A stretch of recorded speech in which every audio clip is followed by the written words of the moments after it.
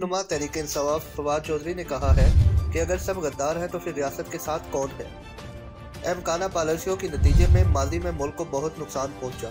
इस्लामाबाद की मकामी अदालत में पेशी के बाद मीडिया से गुफ्तगू करते हुए फवाद चौधरी का कहना था कि मेरी गद्दारी केस में पेशी थी।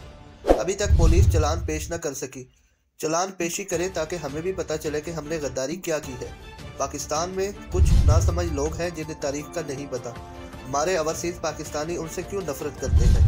रहनुमा पीटीआई फवाद चौधरी का मजीद कहना था कि आपने इस्तीफे मंजूर कर लिए लेकिन इलेक्शन कराने पर तैयार नहीं।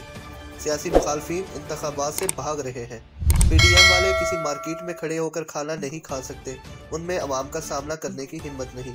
अहमकाना पॉलिसियों के नतीजे में माजी में मुल्क को इतना नुकसान पहुंचा है कि इस मुल्क ने ग्रीन पासपोर्ट की इज्जत ख़त्म कर दी है।